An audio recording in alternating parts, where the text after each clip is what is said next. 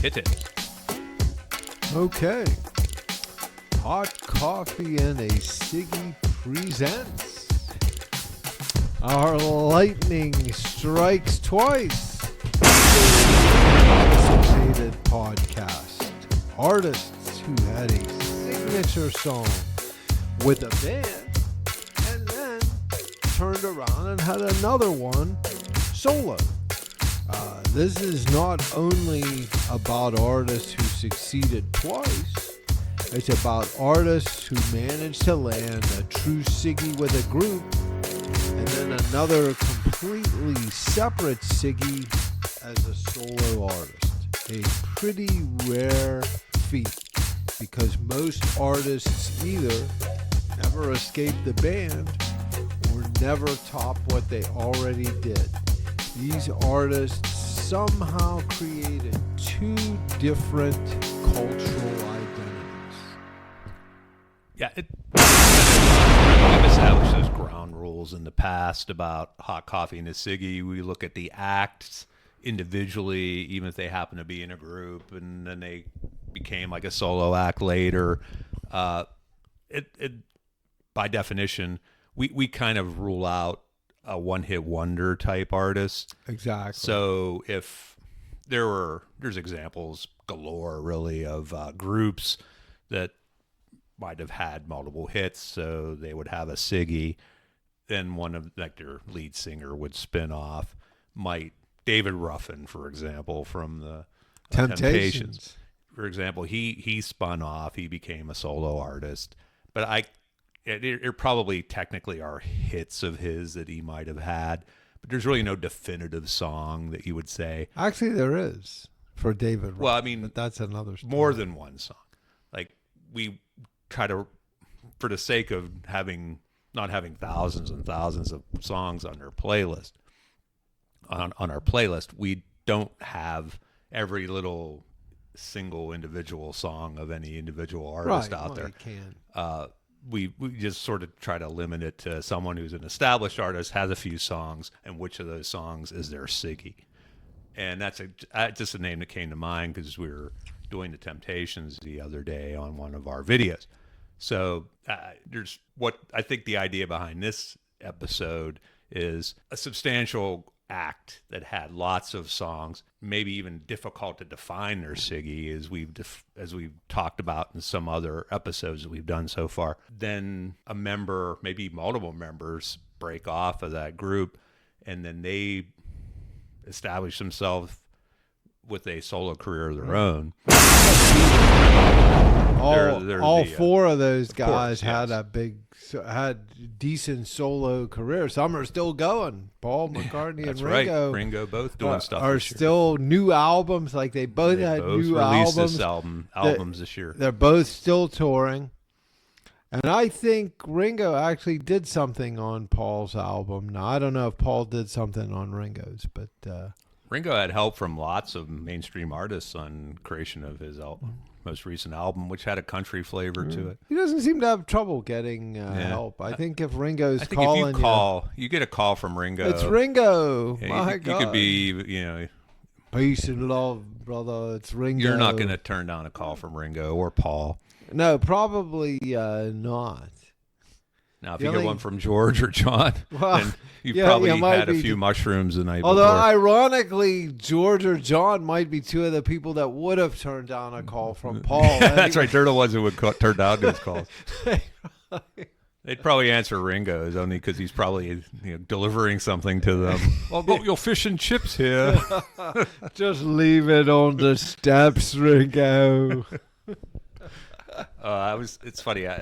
There's this book that Caroline got for me about the recording sessions of the Beatles, and it's very, very detailed down to like the number of takes and what they did in those takes, and it's rather mind-boggling. And I'll lend that to you if you're interested in it later. I might have read something like that years ago. It said like who played what instruments on the song, and if they got some outside artists and brought them in, and who the London Symphony Orchestra that they brought in, they had all the names of the different. Sometimes they didn't capture the names, and George Martin was actually very distraught that they didn't capture those names.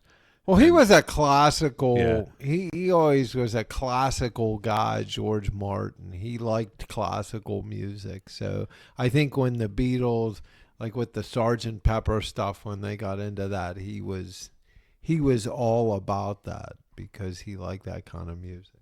But as I'm through the Sgt. Pepper years, ready to get into the Magical Mystery Tour years, which I may not read too carefully, but the Sgt. Pepper recordings were very interesting to read about because they'd really amped it up from their sessions. They started in 62, 63. Maybe. They'd like spend like 4 hours to do a whole album. Although ironically, I think George probably had the least contribution to Sgt. Pepper. He was kind of minimized. And he was really into his Indian stuff right. then. And there's a big thing about a big section about recording of Within You, Without You, and how they had to use all these Indian instruments and they never knew how to record them before. He brought in some Indian musicians, and they themselves had never actually been recorded in a modern studio, so they didn't really know how to go about doing it. Good old they had to Ravi invent Shankar. that. Yeah. Well, he I guess he wasn't one of them, but they had to do some inventing on the fly. They had to do that with a lot of things in that album, like the Being for the Benefit of Mr. Kite was apparently a fascinating song to try to record with all They're the based off like a circus poster or something. They'd invent all these circus sounds that John wanted in there. He told George Martin he wanted it to sound like you could smell the sawdust on the ground of the circus. And so Definitely George Martin's has a like circus feel when and you it does, listen to the song. George Martin had the burden of all that. He had to find ways to make those sound effects. He and clever, Paul though. actually. He was good at. I don't know that the Beatles, and I think they would even admit it, probably wouldn't have been quite as successful as they were without the right producer. And George Martin was certainly Stall a little bit. I'm going to find that book and the actual title and the author of it. Well, here we go.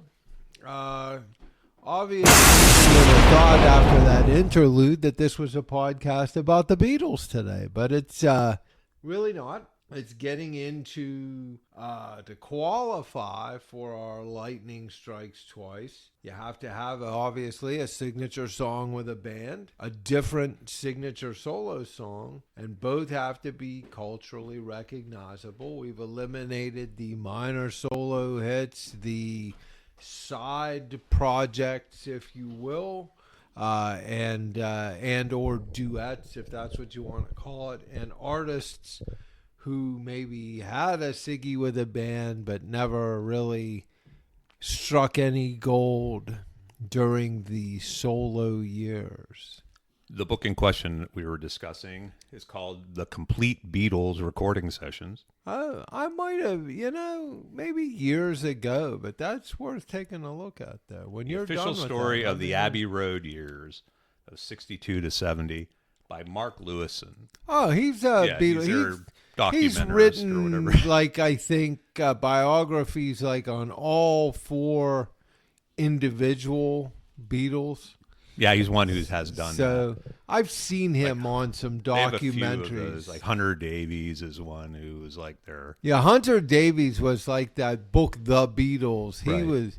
He was a strange guy, Hunter Davies. But this book is really mind-boggling. It has like every detail of every recording session that they did and down to the minute and how long it took. Now, where'd you get that? Was that from Caroline, the library? Somebody donated this to the library that she works, my daughter, Caroline. And she figured I would like that. And she even said you would like that, too. So I took first crack at reading it, and I'll pass it on to you to check out. Does that have to go back to the library? No, someone donated it. Oh, okay. So we got it before the library was able to. Well, they have it already, so they didn't need another one, or they would have used it. But it's a few years old. I think it's from the 80s. But the good news is that the Beatles story hasn't changed much. Right, happened in the 90s. Yeah, I don't think much has changed there. I think the recording sessions, I think all that info is still pretty safe. It looks like you're getting ready, perhaps, to salute our coffee. Yes, here. This is hot coffee and a Siggy, and we don't want to forget that we first and foremost are here to indulge in coffee as well as music. And this roast today that we're featuring was courtesy Jamin. He gave this to us. And it is the Four Sisters Coffee Italian Roast. A fine dark roast. You can never go wrong with a good Italian roast coffee. You actually brought this over a couple months back, and I had it stockpiled because I had some other coffees to work through, and we had some that we'd featured in our previous episodes that were donated to us. I dutifully got through all the other coffees that had been opened, so I opened this one up just a couple days ago. It's hand-picked and roasted to perfection in small batches. That Four Sisters coffee you are holding was sourced by the three major growing regions of Latin America, Indonesia, and East Africa. It's a blend of 100% Arabica beans. See that? The best kind. The intriguing blend of superior coffees lends itself to a complex, well-rounded, and lively tasting experience. Unique taste notes complement a rich, smooth cup. Good for drinking any time of day. You drink too much of it at midnight, you're not going to sleep much. But probably not. I have to say, it doesn't, a lot of bags of coffees we buy try to convince you that you're getting notes of, Brazil nuts and... Yeah, this isn't trying to convince. It's not doing that, but I got a distinct kind of flavor of cocoa with it when I drank it. I'd say I think a lot of coffees, not all, but a lot of the dark roasts seem to always say something, include something about like cocoa or chocolate or like a dark cherry. That always seems to be common in the dark roast coffees. Although I bought a bag, I was over there last night, and I bought a bag of the Italian roast, but I also bought a bag of, they had this stuff, it was called Donut Shop. Donut Shop's a common office blend where you... It was that Four Sisters, so I figured that bag's only $7.99. That's a good deal. Pretty good for what you get. I said I'll give it a try. For 100% Arabica. It's pretty good. I think Dunkin' Donuts, I like their coffee. That's sort of what I'd call donut shop kind of coffee. We tend to lean, you and I, to the dark roasts. Correct. I think if we're given the choice, we reach for those. But I'm not. If it's there and it's brewed and it's free, especially, I'll tend to drink it. But I tend to steer away from buying the lighter roasts. I don't typically either, but for some reason, it's just the bag looked good. It said Donut Shop. I said, give it a whirl. For $7.99, if I don't like it, it's not the end of the world. That's something we had at our office where I used to work. That was a go-to. They had a few different, not too many choices out there where I work with the coffee service, but Donut Shop was one that you could choose. Kind of that's what I tended to brew if I was making a pot at work. It's whatever our coffee service brings this stuff. It's like a Colombian. It's actually pretty good, I thought, for office coffee. I mean, we have some people in our office that still go out. Like they run across the street to Starbucks there and get coffee. I'm like, when are you running out for coffee? We have coffee right here. But it's usually better to go out and get it Rock and Cat, where we have gotten coffee before, which is nearby, but it's not something we can walk to, especially in our Hot Coffee and Siggy recording studio. Yeah, which, that is for sure. But for the Siggy part here, I thought I'd maybe open up a pack of Camels and start smoking a little bit. I can't tell you how many people I've explained this to, had to explain what the Siggy connotation is. It's like, I guess they don't watch old British TV shows. Then I realized, well, who does watch that? But I thought those shows are very popular now. The old British shows. Well, if you look like at Doctor Who, I liked an old British. There's a couple I've seen. You can catch them on YouTube because I do like a good old TV show. The Avengers is another old British or a good one. I actually like it better than I liked him in James Bond as Roger Moore in The Saint. The Saint was a great show. That's like I thought, wow, this is really good. and I never liked him so much as James Bond. Like I thought He's Sean kind of Connery. aging out of there, out of the dynamic actor mode by then. I think he went a little too long in that role. The first couple James Bond movies, I think, are good. The one it's set in New Orleans. Oh, not The Spy Who Loved Me. It's the one before View that. to a Kill. Man with the Golden Gun, I think Man that was with the the one. Golden- Yeah. That was the one with Christopher Lee. Wasn't that? I got a British actor. Jane Seymour, I think, was in it. She's British too, I think. Yes. Of course, they're all British, I guess. It's a British show. But yeah, the Saint, they run that at late at night on TV, and I'd be staying up against my parents' wishes when I was probably like 15 or something like that, and I'd be desperate to watch anything I could get on the black and white TV in my bedroom. And he Saint would be on, and he it was a good driving that cool. It was a Volvo. It was a coupe that Volvo made in the mid '60s, and very like stylish looking. And that was his car. And I was like, wow, he's driving the Volvo thing there, because there was some guy in New York had the same vehicle. He was a teacher, and this guy bought it, and Volvo ended up giving him a plaque. It made 1 million miles. I read that. And they gave him a new Volvo. Even Ironically, he yeah. kept the I car, bet it didn't go 1 million miles. but he like had all the receipt. Like he always got the oil changed. He always took it to the dealer for the maintenance and everything, and had this car like for years and drove it every day. It was like his daily driver. Still see some of those. I had 2 Volvos. We had 2 Volvos in our household, my wife Diane and I. We didn't get quite that many miles out of it. It had a lot of problems. They both had a lot of problems. Quirky problems, not so much things that would strand you on the side of the road, but weird things, electronic issues would go wrong. One car, the AM radio stopped working in it, not the FM radio. Well, But that's the good. AM radio stopped working in it. Of course, And that's bad for the Pratt pack there if That- you're trying to check out KDKA. the dealer didn't even know what to do with that. He's like, I've never seen this before. He said, I'll be the first to say Volvos have a lot of weird problems. This is the weirdest I've seen. Wow. See, what he didn't tell you is the only way you could get AM radio on the car is if you drove to Sweden. And then It you worked could get fine for years, but AM radio it didn't make 1 million miles. Let's put it that way. As we transition, Yeah, as we transition into the actual we may actually subject start the of episode here. The podcast.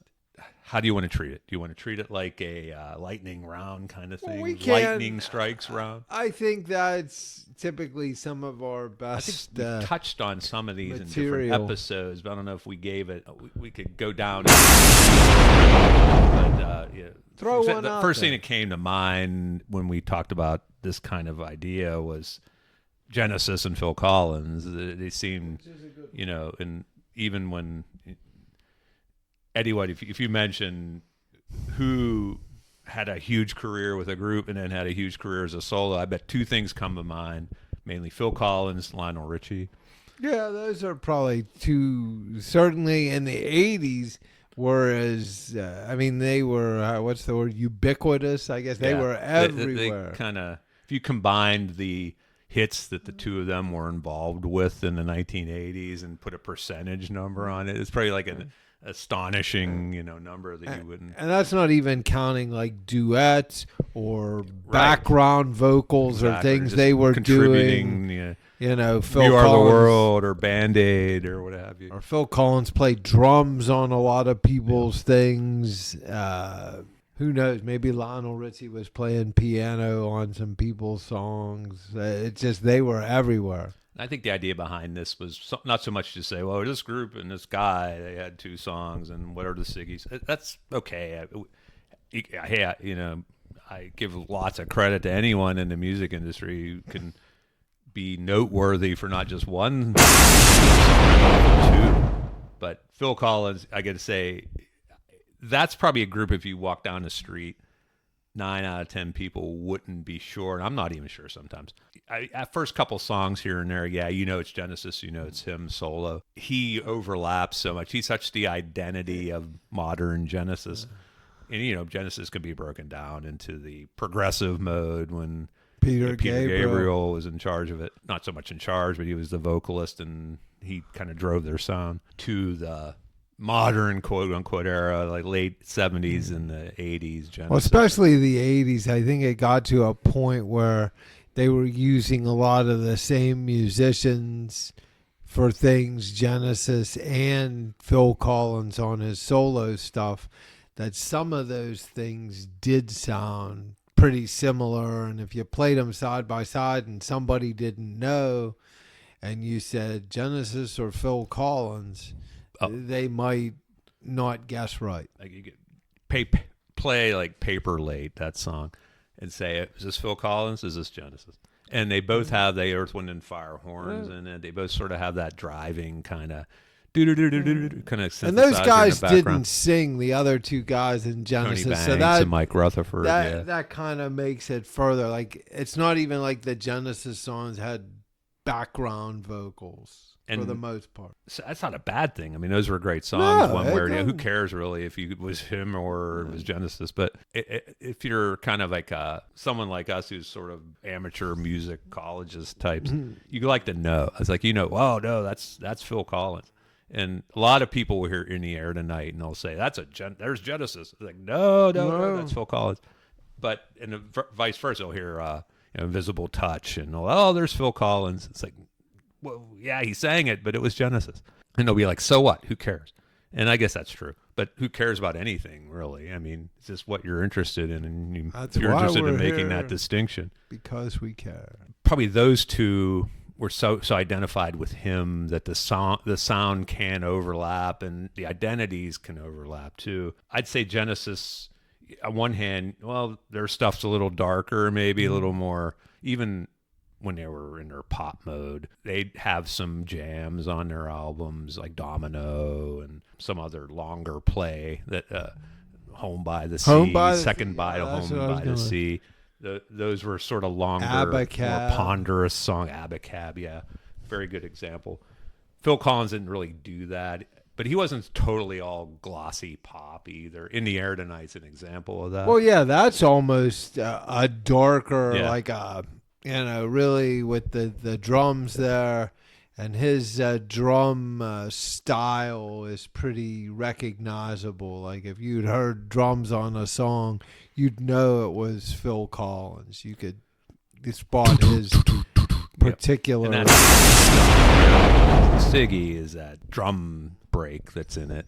That's like, if anyone knows a drum break in any music and you walk up and down the street and you did that sound, they know it's from In the Air Tonight. I mean, he's no Ringo, but I mean, he's pretty good. So their identities, I think, are kind of tough to distinguish. The whole lightning strikes idea, we're like almost looking like who distinguished themselves beyond what they did in their group. I think Eagles and Don Henley are a good example of that. The Eagles, particularly Don Henley, sang half their songs, pretty much, break it down.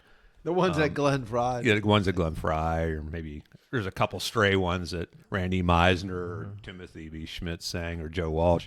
But mostly did Don Henley or Glenn Frey sing it. And that their sound, I mean, was very, even to the end, was California country rock. Right. It got a little heavier with Joe Walsh, but they had a sound that, and they pretty much stuck to that formula. It's like Mike Love told Brian Wilson, don't quit the formula. And then of course they did, and but it hurt their commercial appeal a little bit, but maybe not their critical appeal. Like the Eagles wanted to get a little heavier with Hotel California and in the long run, and they did. They got Joe Walsh and kind of beefed up the sound, but they kept that California ethos kind of thing going. Whereas Don Henley, when he went out and did a solo career, he didn't just sort of I'm doing the Eagles with session musicians. No, he carved out a whole different sound, and it was more social activism in it. There was more urban pop sound. Yeah, I would say his sound is more pop than the Eagles. And Boys of Summer personifies that. It has I hear Boys of Summer, and it's one of those things that it gets me in a mood. It puts me into the era where that was happening. It puts me into the summer of that year where it was happening, what was going on. Was that the summer of Deal? That was a year later, but other things were happening for me the summer of Boys of Summer. And it's one of those songs that a while back I was in a despondent mood, and I made a playlist that I called my blues playlist, like when I feel like I want some kind of downer, sad songs, which I usually don't. I'm more the banger than a ballad type, but I do like sometimes I'll indulge my dark side.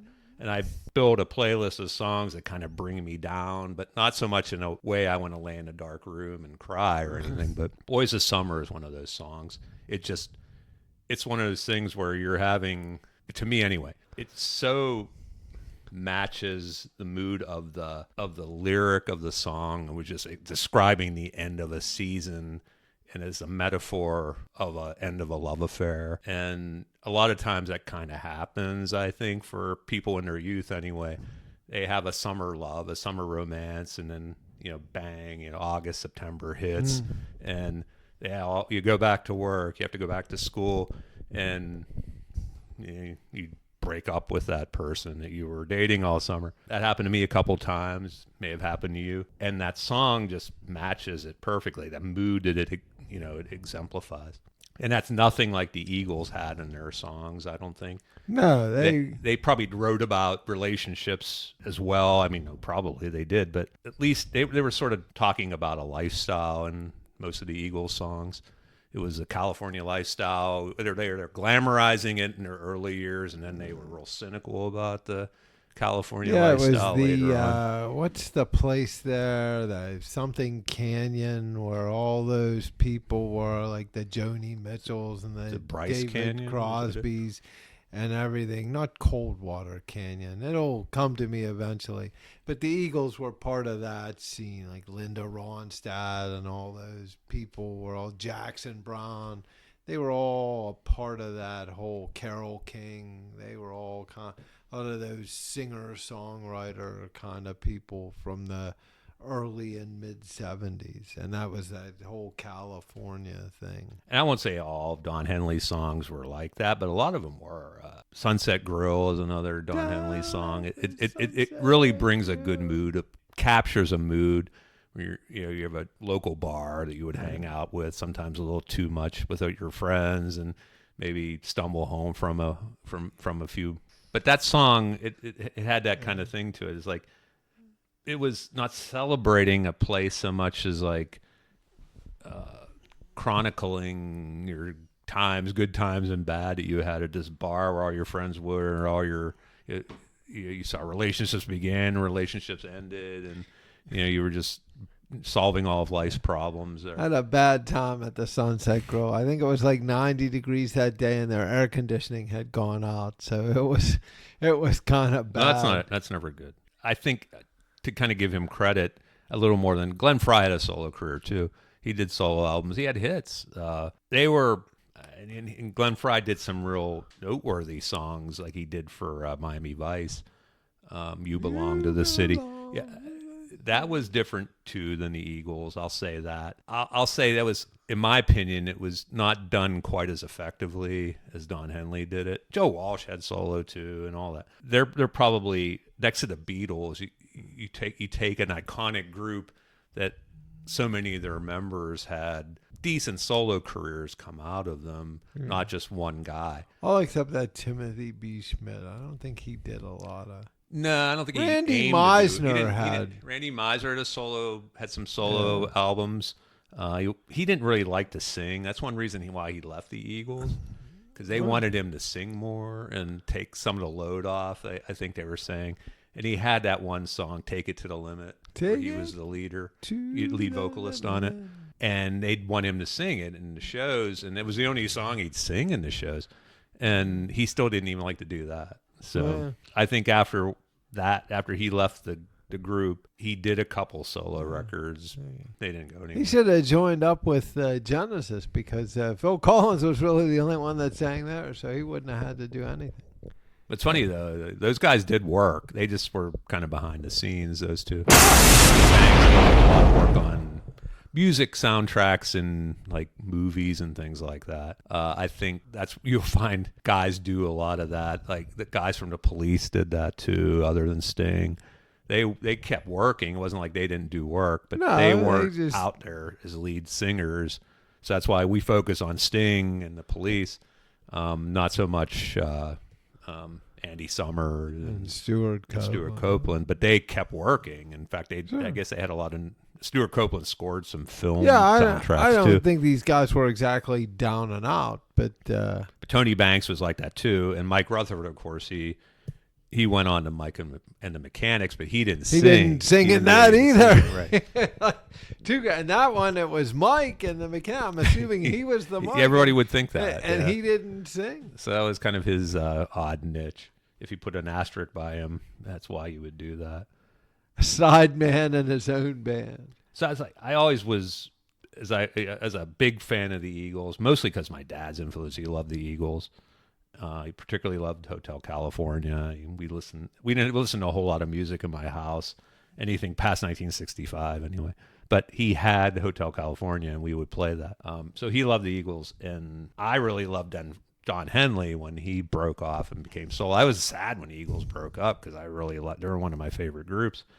So I was curious to see what would happen when they had solo careers. He got helped Don Henley a lot, and we can use this as a segue into the next one. But Mike Campbell of Tom Petty and the Heartbreakers did a lot of work with Don Henley on his solo albums. And he brought that kind of...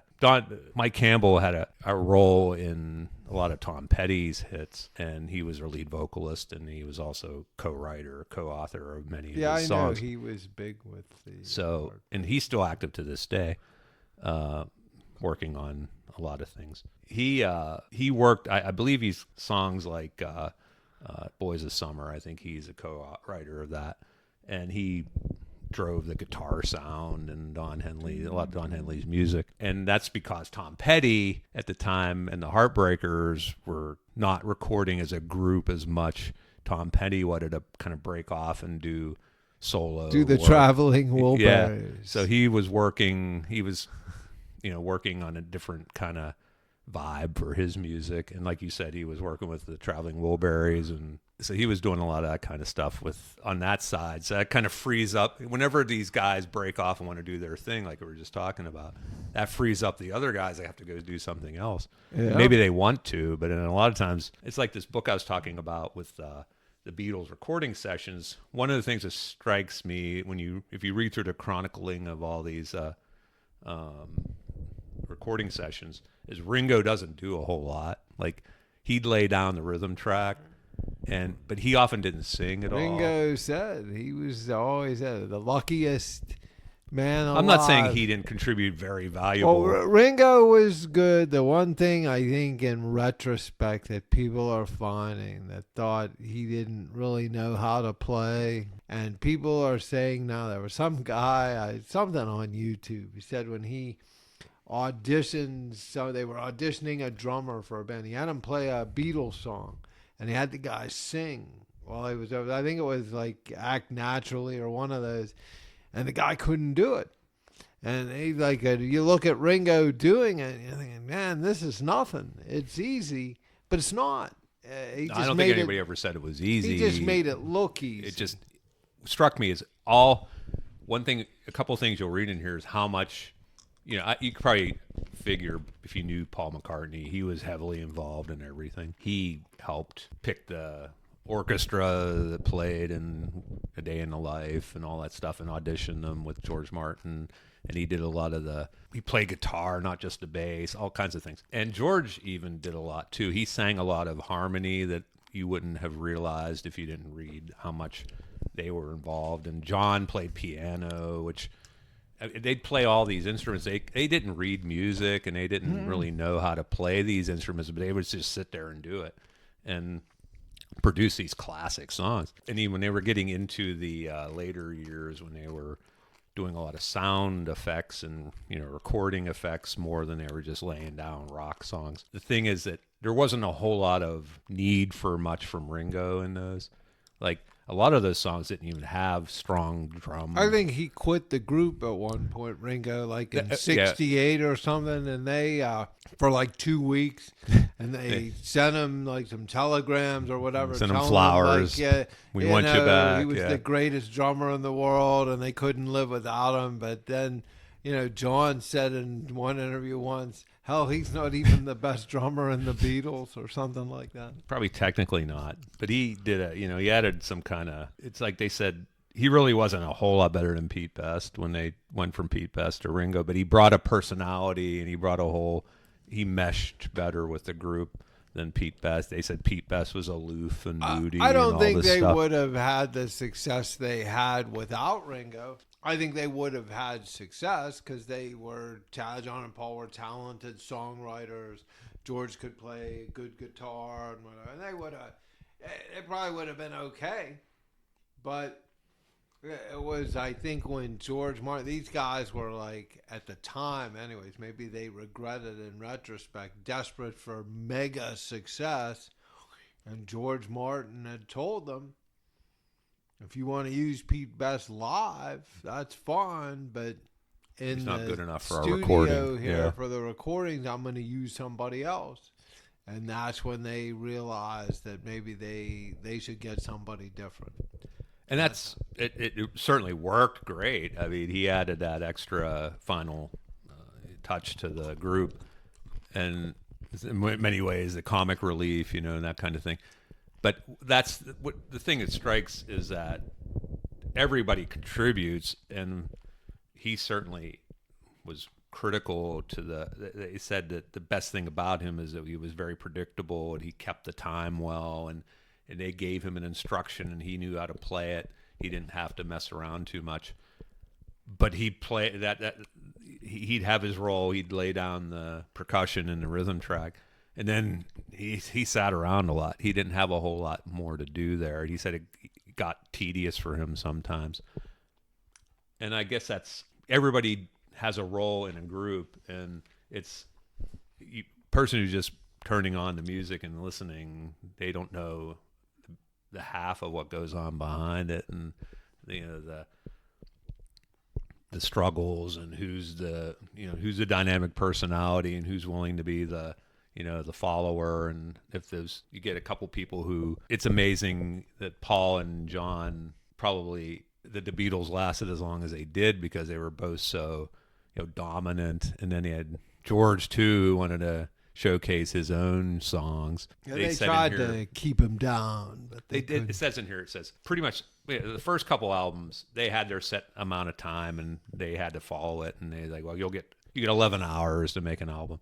And they do that as they got more successful. Twice a year, and you got to make an album like twice a year, and you got to put out so many singles, and you have to tour, and you got to do all these. As they got mammoth success, the company EMI was the record company. They got a little more free and easy with the Beatles. They're like, take as much time as you want, lads. We know it'll be worth it. So they could basically take Abbey Road Studios and take it over, and Paul's songs and John's songs they could take as long as they wanted to get them right. Yeah. But they said in here, when it came to do a George song, they still held it to a limit.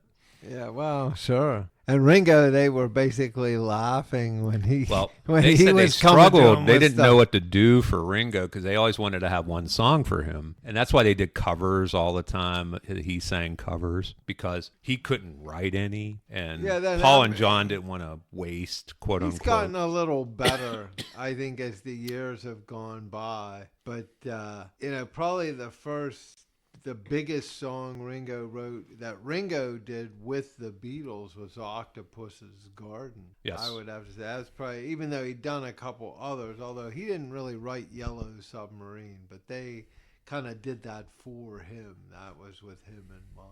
So they always tried to give him there's something. A good section about writing Yellow Submarine in here, and that was done around the time of the Sgt. Pepper. They recorded that. Yeah, I think it was actually before. It might have been around like the Revolver album or somewhere in there, even though the cartoon didn't come out till maybe like a year or two later. That came out of wanting to have a song for him to be the lead vocalist on. but he didn't have the ability then to produce or write a song for himself. So it was either up to John and Paul to do it, Or they'd use a cover. or they'd use a cover. And once they got to Sgt. Pepper, they knew they didn't want to grab a cover song of somebody else for that. Well, he was Billy Shears and Sgt. Pepper, so they got with a little help from my friends. I mean, that's certainly, even in his solo concerts to this day, Ringo and the All-Star Band, that's one of his big numbers, with a little help from my friends. So it's an older book, but if you see that book and you're interested in the whole process of how they went about making things and the difference from what they did in their early years, it's going to be interesting for me to. I'm just getting beyond Sgt. Pepper into Magical Mystery Tour, but once they get into Let It Be and Abbey Road, I think that the perception over the years, basically from Let It Be, was that they were nearly coming to blows with each other by the end there, but I think it wasn't nearly as bad as that. Well, no, that whole couple album. years ago, Yeah, the Let It Be movie shows that a lot of the stuff that Get Back. that finished piece that was originally out showed a lot of negative stuff because it was edited down pretty good, and it showed them fighting a lot. So that's what it looked like they were just trying to end it. And then you can see, once you see that other additional footage that was part of that Let It Be from a couple years, that Peter Jackson production, well, you can see there, obviously they weren't fighting all the time. No. They were Squabbles like any four guys in a room, disagreements, would but they've have, been together and at considering that point. throw in the Yoko factor. Yeah, that was the one that she was always around. Yep. Always sitting there. Dragon lady. So I think, once again, we digress. But yeah, I was going to say, I would have thought if I'm tuning in, this is a podcast about the Beatles. Maybe we've been putting that off. We thought, well, we'll save the Beatles, for a sweeps time or something like that when we really have lost all our other ideas. But they're such a ripe subject that we touch on them just about every episode in some way. And who wouldn't? I mean, I think everybody would. But getting back to Tom Petty and the Heartbreakers, that's somebody, it's sort of like the Genesis and Phil Collins, where they kind of bleed into each other. But Tom Petty had a definitive solo career beyond Tom Petty and the Heartbreakers. He sounded so distinctive, and he kind of had the more, his style and his preferences kind of bled over each other too. And the Heartbreakers were also evolving as well by the late 80s into more of a, more complex pop group. They started out as just a driving bar band rock group. Honestly, interestingly though, they hit it bigger. They didn't really hit it big, but they had more success in England before they had it in America. They had to go over there to get some more interest than they were getting in the with U.S. a few artists over the years. But once they hit it here, it's like, they hit their stride in the 80s, and they were changing by the late 80s. At the same time, Tom Petty wanted to break off. He wanted to work with like Jeff Lynne. Thank you very much. Thank you very much. And I knew you'd get to it eventually. Yeah. And then even after that, he wanted to work with some of the 90s producers, whereas Tom Petty and the Heartbreakers, Mike Campbell drove a lot of the stuff that Tom Petty wasn't like the only driving force in the Heartbreakers, but I think he wanted maybe more oversight in his own solo stuff. So if you listen to one versus the other, you'll especially like the Wildflowers album and the Full Moon Fever by Tom Petty, those solo records, the songs are going to sound someone like the Heartbreakers. I think you said earlier, a lot of those guys did work on both of them. So like Mike Campbell would play guitar on a lot of those. Yeah, so they're going to be some similar sounds. But they, you have a song like Refugee is like such a giant rock song. And we almost like you throw a dart at them. It's like with many of these groups you do. Refugee, we pick that as their Siggy. Kind of like, what's the song you hear? Tom Petty and Heartbreakers in your head. Doo, doo, doo, doo, doo. That's what I hear anyway. More, but you could name 10 other of their songs, and I would be like, okay, I could see that as a reason to do it. And then Free Fallin' is Tom Petty's Siggy, as a solo artist. But you could probably ask 100 people, and you might get 50-50 or more who would say that they thought that was Tom Petty and the Heartbreakers who did that. They probably didn't even realize he had a solo career. And he may himself, I think, if you look I mean, he could weave his solo songs in between the Heartbreakers shows, and they often did. Or vice versa, I guess. You could go the other way, too. So it's like, I don't think they're as distinctive between the Eagles and Don Henley, for example. I think he might be the biggest one it comes to mind for me that distinguished himself beyond what his original group did. The Police and Sting are similar. Yeah, I don't know that Sting, even though he had an established solo career, did he really ever? In fact, I would say at this point, I haven't seen a Sting show recently, but I would bet he probably includes a few Police songs. I mean, he has to. It's like, so is he just as Sting as a solo? I guess the Police with a jazzier beat. I kind of separate him and them from the others that we've mentioned, because I think Don Henley got to a point where he could go do a solo show and he'd have a Eagle song in there here and there, but it could stand on his own with his solo material. I think Sting had a lot of solo material, and a lot of it, frankly, wasn't commercial, wasn't really selling.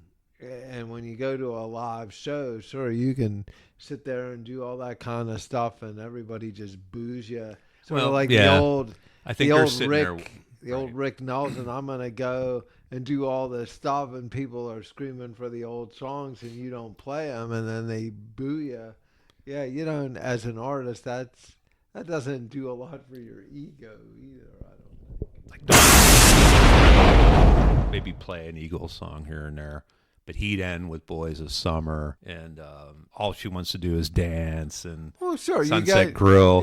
Those would be his encores. He didn't have to do an Eagles song as his encore. You can do that, but when you have a lot of stuff in here, again, sometimes I guess it's the music the artist really likes versus what they think the public's going to like. And Sting was one of those guys, well, I'm going to do this, and I'm going to do this. And well, he did it. He made a lot of solo. He made more solo records than he ever made with the Police. However, at the end of every every Sting show, it's going to be one of two songs. It's going to be Every Breath You Take or Roxanne, and both probably. He's going to have to end with those two, because whether he likes it or not, I'm sure he doesn't actually like it. He likes the money it got, I'm sure, but he probably wishes it was Fields of Gold. Maybe he doesn't, or something like that. I never asked him, but maybe he doesn't. And I think sometimes as years go by, these guys, they get a warmer spot for some of that material, and they're like, well, maybe it wasn't so bad. No, I don't think it's bad. I think he always, if you read Police biographies or Sting biographies, he likes to talk about himself, so there's plenty of those out there. He compartmentalizes. He's like, I did that with the Police, and I'm glad to be known for that, but I want to be known more for my solo work and my jazz oriented. I took it into a different direction, and I did more social activism and all. It's like you said, 9/10 of the people who go to those shows, they want to hear the music. They want to hear the music they know. They want to hear hits. Don't give me that bullshit. Give me some. And they don't want to know. This is my. To his credit, I think he might have tried that early on. He wouldn't play Police songs. Like Paul McCartney, kind of was that way too. And I think with Wings, he didn't really play any Beatles songs or very little, because he was trying to establish Wings as their own entity. And certainly there were some hits with Wings. It really probably wasn't until he went out on that solo tour, that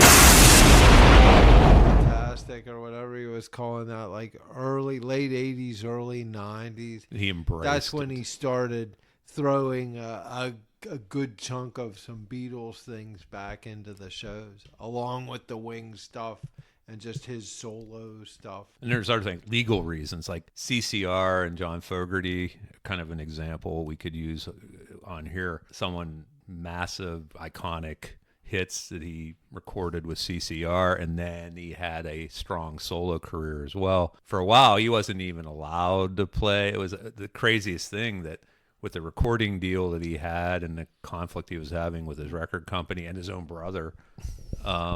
That's right. His brother was in the band also. He wrote the majority of those CCR hits, yet legally he wasn't allowed. I guess you could play it, but he'd have to give the money he earned basically to the group and to the record company. Right. And he didn't want to do that. Well, So he would not play fortunately, CCR songs in his shows for many years. that song Center Field was pretty big. I think it's certainly a song you still hear every year in April. When baseball season starts. He was brilliant. It's like Katy Perry doing the song Firework. It's brilliant. Now, I don't know if Katy Perry wrote that song, but it was brilliant for her if she did write a song called Firework and record it as a popular song. Well, It's going to get played every 4th of July, sure. and she's going to get royalties from that. I'm And working on a new Christmas song now that I'm thinking is going to become a holiday standard. No. Let's hear it. Well, I don't have it yet. It'll be ready by Christmas. And if you can write a holiday song that becomes a standard, that's brilliant too. Hey, most of the great holiday songs were written by Jewish guys. Yes, that's right. So I've got a shot there that maybe there's a little Irving Berlin inside of me. You know? So John Fogerty can probably say, I had the love of baseball in mind when the crack of the bat and the smell of the grass and all that stuff. But I think part of him knew as well, if this could catch on at the beginning of every spring, every baseball season, you're going to hear this on just about every radio station in the country. That and the time it came out is when every artist was scrambling to do a commercial. Everybody wanted to have a commercial song, and they were basically working with people they'd never worked with before and doing things. Oh, give me a hit, and everybody was looking for that and heard that song, and hey, that's a commercial song. It's going to get play on the radio, and of course, as you say, it turns out, hey, it became big baseball. Because I think the other big song on that album was something called The Old Man Down the Road. Yeah. That was the first single from that. I was pretty excited. I was a CCR fan. We were in school at the time, remember? Yeah. It's like, whoa, John Fogerty's coming out with a solo.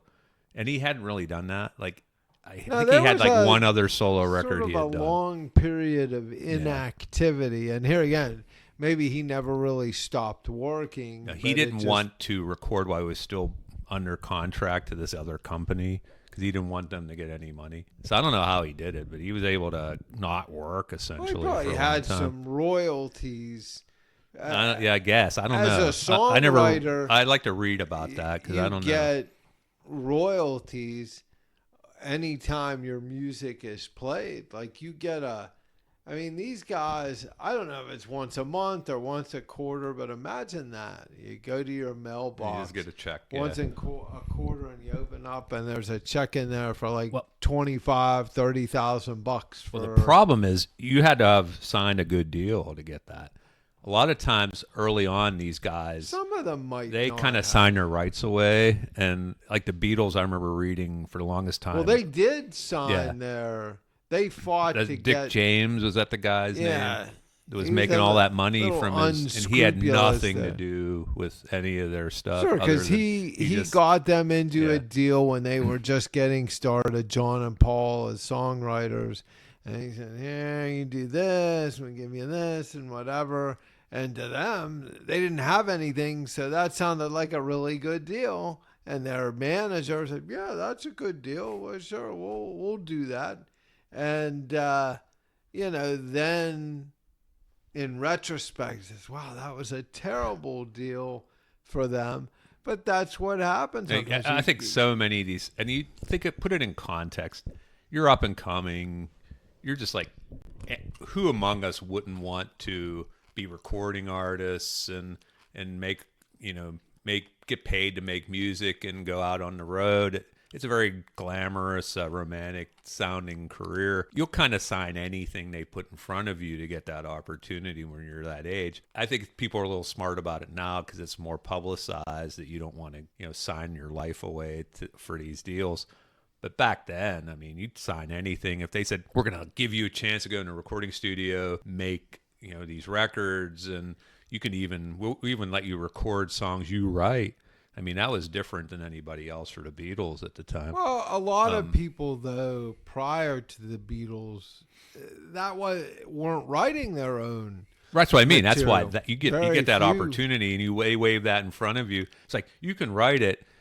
You may not own all the proceeds from it because I'm going to put in this deal that I'm the one who backed you, and there's that argument on that side too. I put the capital up for them, and blah blah blah.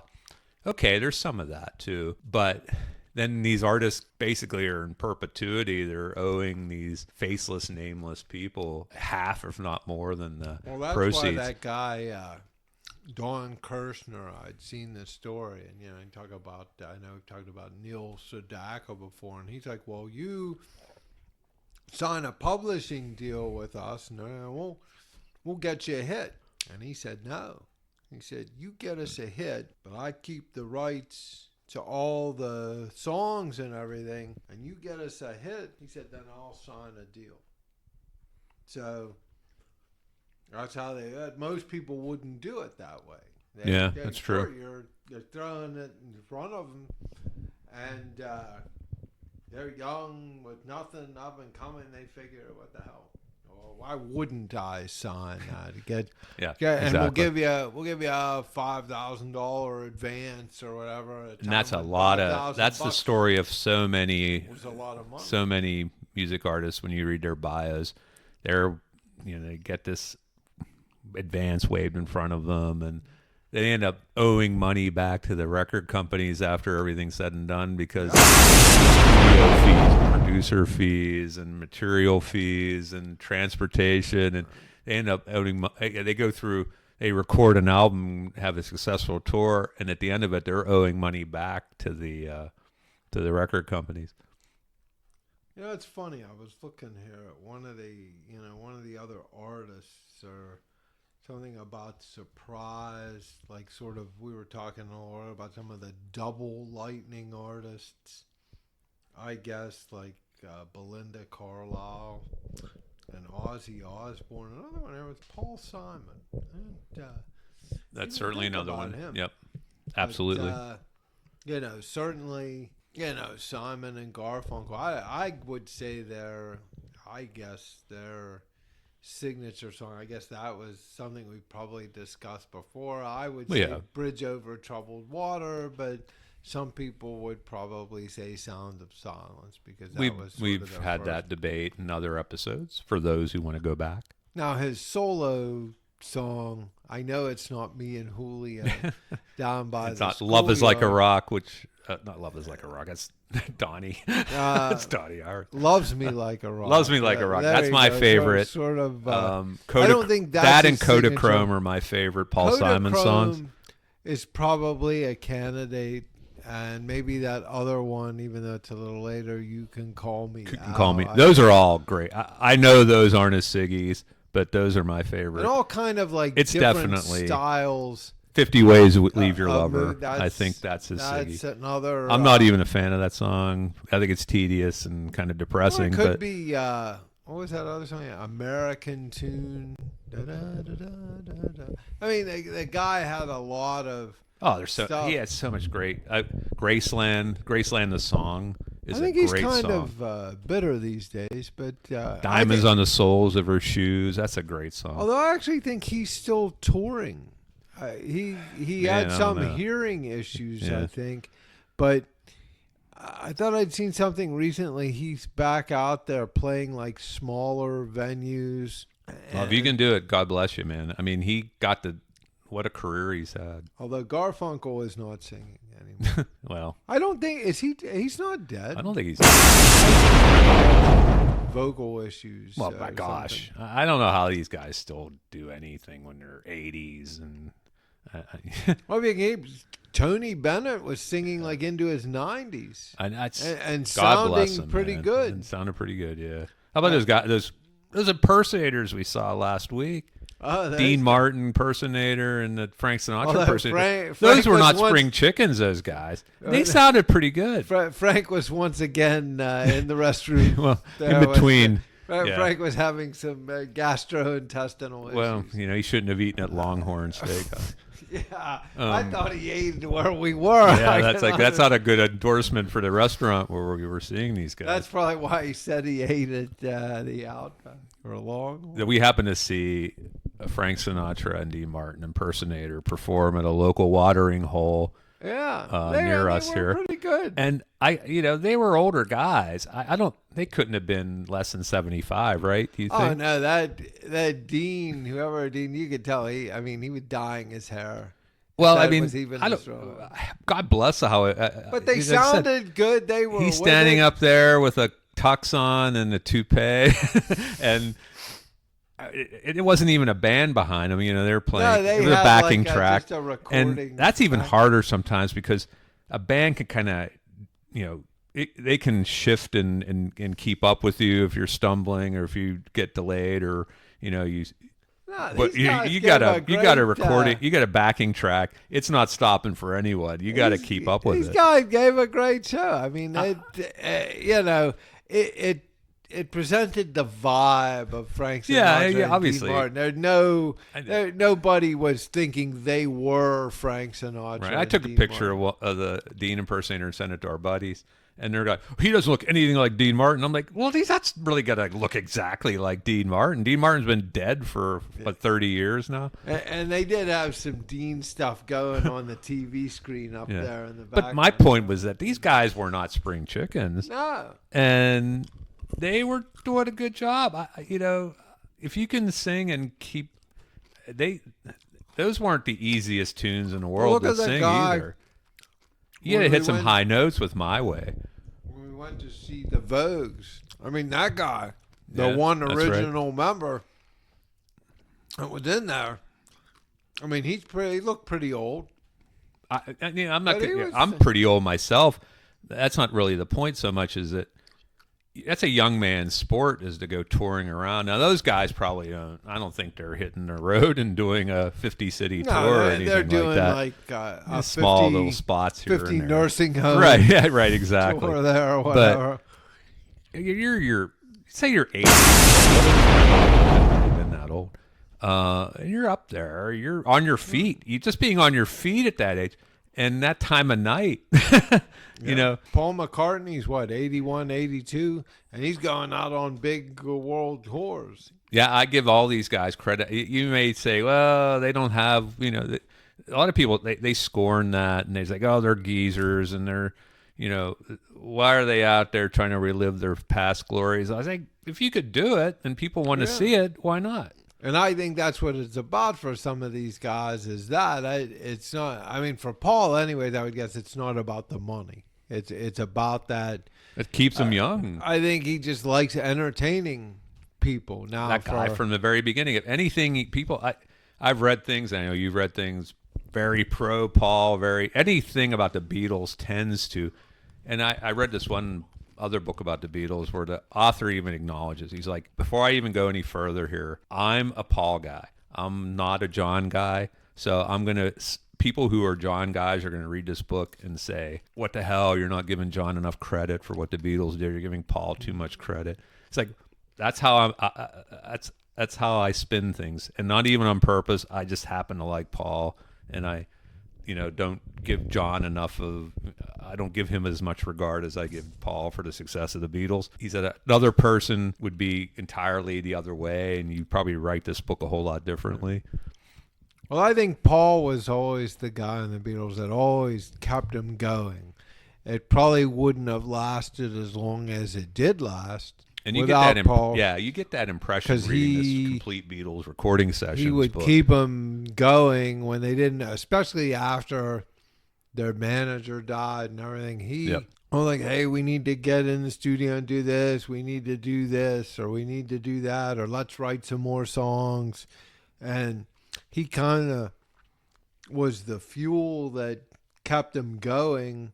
And then eventually he couldn't. I think the other guys were grateful for that to an extent, and then they also saw him as a pain in the ass sometimes too. Sure, But- they said he's the, because what did John Lennon say once? Well, I was the leader of the Beatles, but then at one point I kind of I let Paul take over because I just was into other things. That's So- right. And like Ringo, I quoted him. I can't paraphrasing it. He's like, "Yeah, it was Paul, 90% driving everything, and the rest of us were trying to duck his phone calls." Well, so you said, yeah, there are some people that wouldn't be returning Paul's call. So I mean, you get some people who are just like driven, and I think Paul's a type A person like that, and has been that way since he was like 15 years old or whatever. He was like, other kids were, and they were out playing soccer or whatever was happening in England at that time, but he was obsessively learning how to play the guitar. And when he met John Lennon, he was younger than John Lennon, like a couple of years younger, right? So John Lennon didn't think anything of him. And then he picked up this guitar, just started to play all these tunes, and John was like, "Oh, this guy got to be in our act, like in our group." Yeah, he said that was a quandary because he said the guy is better than I am. Yeah. Do I let this guy in? And obviously that was the right decision in retrospect. So it's But- like all these guys who are playing and recording and doing shows in their 80s. I think that has to have, there's something in that, because some of them do need the money. I think obviously they're playing venues you would never think they'd ever give a shit about, and they're not just doing it. They're not going to they can't be loving that. So maybe they need the money. They had a hard life. They blew a lot of their money, and it's like I got families to take care of, and I got to take care of some of these debts from. I gotta eat. I was living high, and I go out there and shake my ass even in my 80s. But I think other ones are just, that's what they're driven to do. You get Sting doesn't need the money. He's out there doing a show. My wife's cousin saw him perform last month in Charlotte, North Carolina. Like, why is Sting going around playing a show? Did she like in the Charlotte? show? She didn't really think it like the was show. good? She said he was in bad voice. Interesting. And And- he's got a very distinctive voice. But I it's guess probably it would like a worn out voice from all these years. And she said, she's more of she liked the Police stuff, and his stuff's more jazzy and laid back. And I don't think she was impressed by that. She likes drumming, for example. I think she's a drummer. And Stuart Copeland, she knew him from the Beatles from the Police. And I was gonna say, when did he join the Beatles, Stuart? he'd be better than Ringo too. He was. He used to. In fact, Sting got pissed off at him all the time because he was playing the drums too hard, and he didn't like he'd always get on his case to slow it down. And for that reason, I think in Sting's solo act, he probably gets the most laid back drummer he can get, and so much so that my wife's cousin, hi Jenny, if you're listening, said the drummer was not very impressive and his voice wasn't very impressive. So, Well, the Sting, I don't know. I think he was here or is going to come here to Pittsburgh. I haven't been at some following. And point. he may have been here earlier in the year. He may not. I Or think late he's going last to be year. at Mr. Smalls. He might be getting to that point. Yeah, But the thing is, I maybe don't not. think he needs money, like enough to justify amping up. It's ego. Part Yeah. of it is Part of is it's ego. loving to They're perform like, and the ego. Yeah. ego. It's wanting to perform. It's just like I say, it keeps you young. It's having something to do. I mean, these guys, music and singing and stuff, that's what they know. They're not going to become house painters because that's not what they do. And it's probably, look at Don Henley, it was probably the same. He didn't need the money. The Eagles had made a crap load of money, but he wanted to go out there and have a substantial career on Is his he own. I still hear and see Do the Eagles things still from him, but do the some Eagles stuff like they still get together with even though Vince Gill? right Maybe? they did they had a show last year maybe Okay. or the year before in the Pittsburgh area, and they had Glenn Fry's son involved in that. Okay, like he was, well. I think Vince Gill took on some of that role, but then I forget Glenn Fry's son's name, but Does he's his also son in look the, like him? I have and, no like, idea. sound- I haven't heard See, them perform 'Cause without I always him. said that would be a marketing that nobody ever thought of that. Getting Paul and Ringo and George's son. I and, think and plenty of John's people son, thought of that, and they that would have rejected been that out of hand. Because I'd be like, boy, that would be something. That could be the closest thing to the real Beatles without being. You always wonder, it's sort like, of- that would be a great.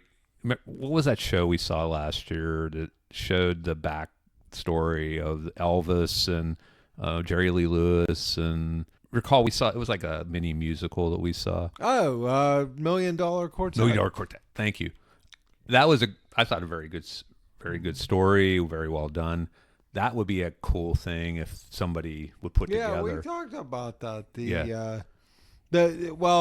The thing was either like when the Beatles met Elvis, that would yes, be yes. That was one thing we that said would would be one, a like, good what spin on really that idea. happened. How did it go with those 5? I think it'd also be good if he came and part of that story we saw wasn't true. There was There's some a little poetic license yeah. there. So this would be interesting too. I thought, what if there was a secret performance of Paul and Ringo and Julian Lennon and Danny Harrison. Yeah. Wouldn't that be? I mean, it's not true. It didn't happen. But if it, how would it? We don't know what that would it didn't happen happen. if they got together and they played in this clandestine place. Maybe they tried it because I can't believe that somebody didn't offer them a ridiculous sure, but I think it would have to be money. It's like to Paul do would it. drive that. Like Paul would say, "Oh, just to get them together with us and try to relive the memories of being." He's the one who wanted to get the Beatles back you'd on have the road. I guess he'd have to find that would be his way of justifying doing it. But it might be tough to convince the others to do it. Ringo is probably game. I wouldn't be surprised if the kids were probably, or hey, old dragon. Yoko would put that would be part of the story. Like from we have to somewhere. keep this hidden from Yoko because Yoko would storm in and ruin it. They're like, somehow. what? What are you doing? What are you doing? Giving some of her screams like on those albums there or whatever. Oh my God. Getting that going. That's our story. I think we have our new project. A treatment. We have to get together a treatment. I would say, well, not if this podcast fails and falls through. It already long ago has, but we're still doing it for vanity's sake here. I think we have a future writing this treatment for the. I forget. We'll have to come up with a title for it. $250,000 quartet. There you go.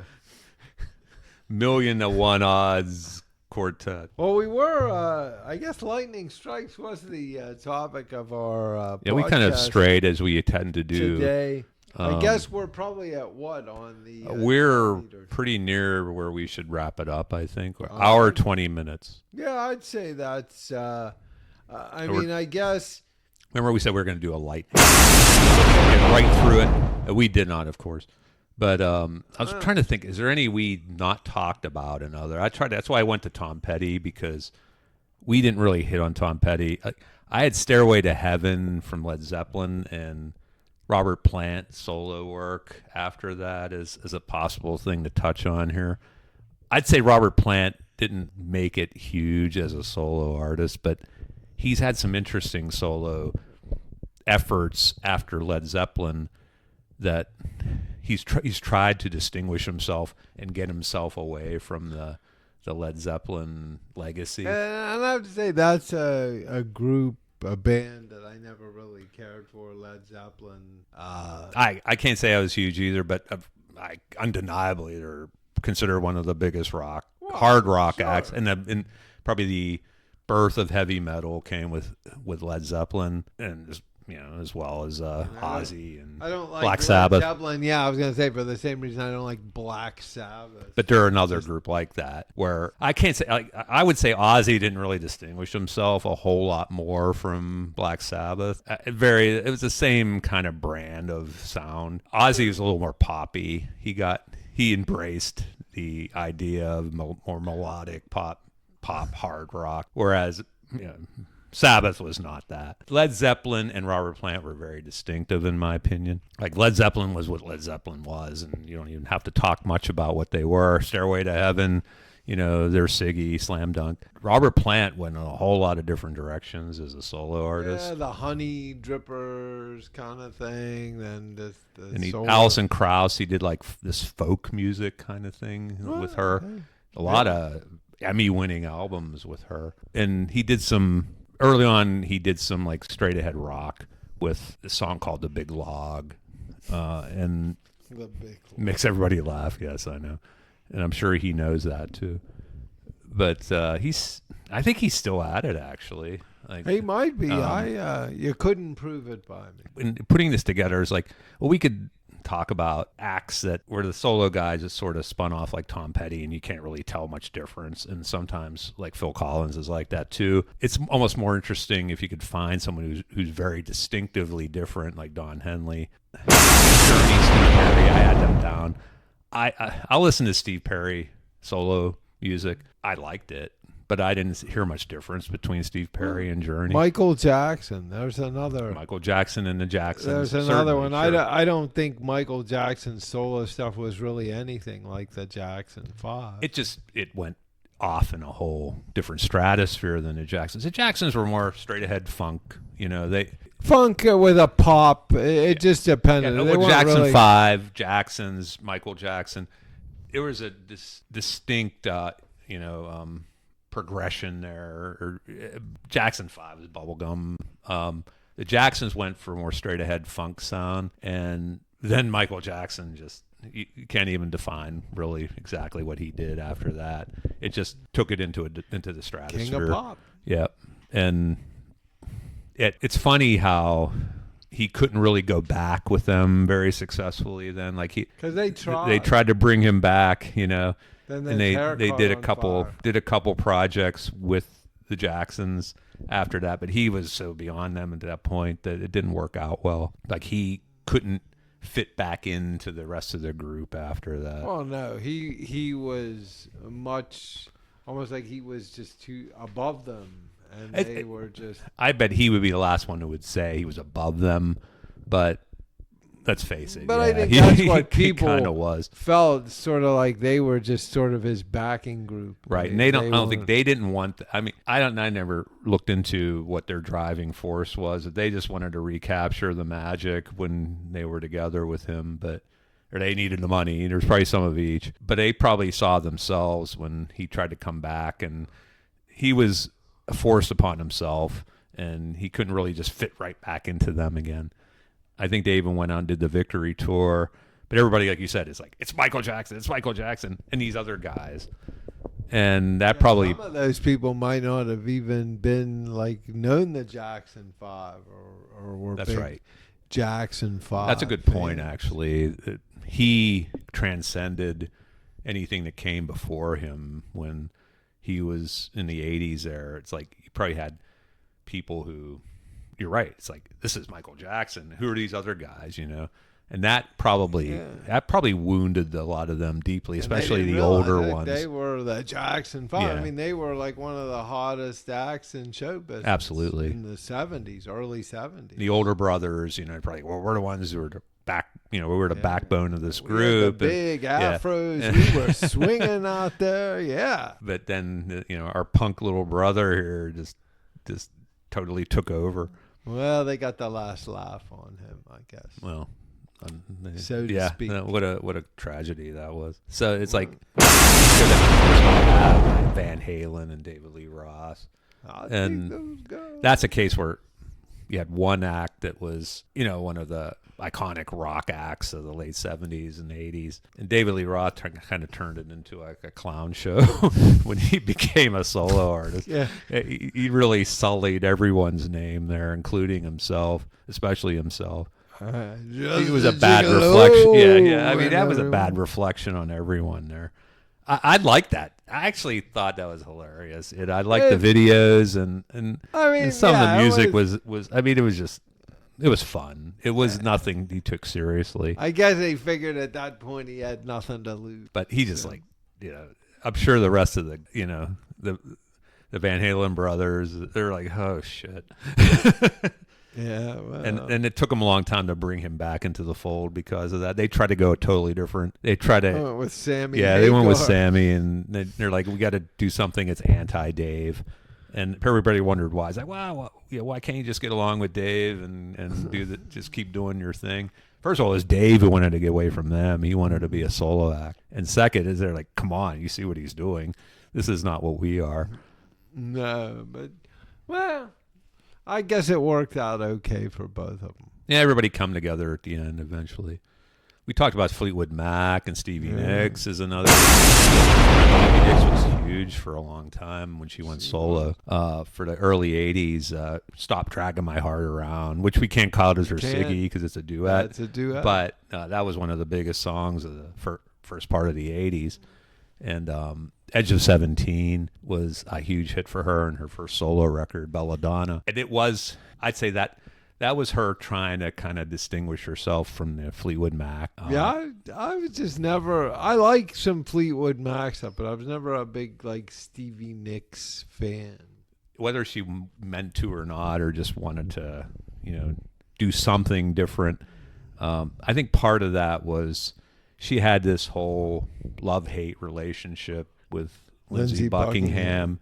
Mostly hate. It ended up mostly hate, yeah. And her biggest songs that she was involved with and the ones he wrote and produced were all basically chronicling their breakups with each other. I think both of them kind of wanted to get away from being known for that. Once she got into making solo records, I think she went different directions too than Fleetwood Mac. There's less guitar, there's more synthesizer, there's more keyboard, there's more dance type music that she did, and more she was working with Tom Petty and Mike Campbell, and that's why you got like Edge of 17 has kind of a, you could see Tom Petty and the Heartbreakers do that song without her, with him singing instead of her. And well, she was a witch, I think, so that probably she liked to have that persona, yeah.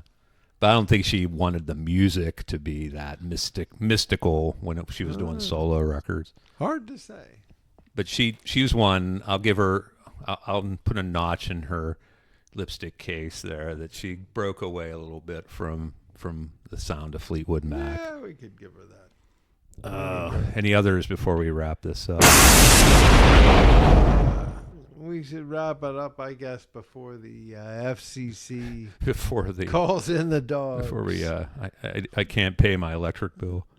So we thank you for listening to our Lightning Strikes Twice episode. Yeah, hope y'all enjoyed it.